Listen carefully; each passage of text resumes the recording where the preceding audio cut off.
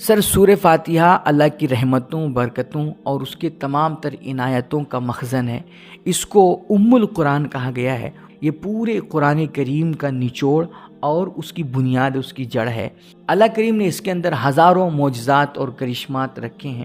آپ جس مقصد سے بھی سورہ فاتحہ کی تلاوت کریں گے، جو بھی آپ کی حاجت ہوگی، جو بھی آپ کی مراد ہوگی، اس کی برکت سے اللہ کریم آپ کی ہر حاجت پوری فرمائے گا، آپ کا ہر مقصد پورا فرمائے گا۔ خاص طور پہ اگر آپ کو لگ رہا ہے کہ لوگ آپ سے محبت نہیں کرتے ہیں، کوئی آپ کو پسند نہیں کرتا، سارے لوگ آپ سے نفرت کرتے ہیں، تو کہتے ہیں ایسی صورت میں آپ پوری محبت، دل جمعی اور خلوص کے ساتھ سورہ فاتحہ پڑھا کریں۔ انشاءاللہ اس کی برکت سے اللہ آپ کی محبتیں لوگوں کے دلوں میں ڈال دے گا۔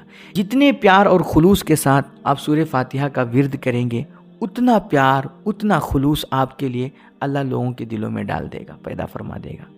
اسی طرح آپ کا حافظہ کمزور ہے، جو یاد کرتے ہیں بھول جاتے ہیں، ذہن اچھا نہیں ہے، تو سر ذہن کو اچھا کرنے کے لیے، حافظہ مضبوط کرنے کے لیے سورہ فاتحہ کا وظیفہ بہت ہی مفید ہے، انتہائی حیرت انگیز ہے۔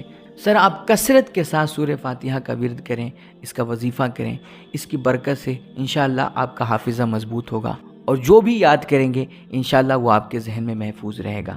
اسی طرح امتحانات میں کامیابی چاہیے، دشمنوں کے مقابلے میں کامیابی چاہیے، یا دنیا کی زندگی کے کسی بھی مسئلے میں، کسی بھی میدان میں آپ کو فتح و کامرانی چاہیے۔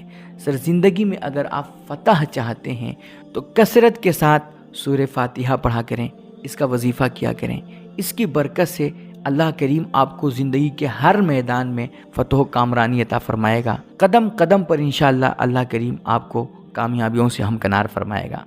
سر اسی طرح سورہ فاتحہ شیطانی اثرات، جنات کے حملوں، نظر بد، مرگی، پاگل پن، آسیب اور ہر قسم کے جادو ٹونا کا بھی بڑا زبردست علاج ہے، بڑا پاورفل وظیفہ ہے سر ان تمام چیزوں کے لیے۔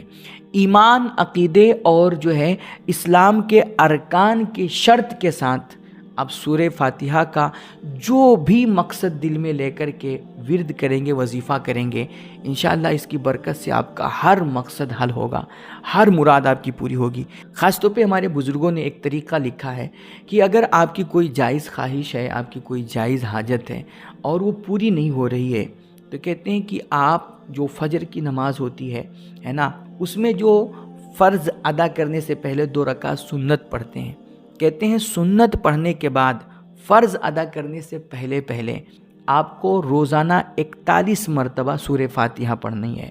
اور سورہ فاتحہ اس طرح پڑھنا ہے کہ پہلے آپ جو بسم اللہ پڑھیں گے، بسم اللہ کے میم کو الحمد کے لام سے ملانا ہے۔ مثلا اس طرح کہنا ہے بسم اللہ الرحمن الرحیم الحمد للہ رب العالمین۔ اس طرح آپ پورے سورہ فاتحہ کی تلاوت کریں گے ولضالین تک۔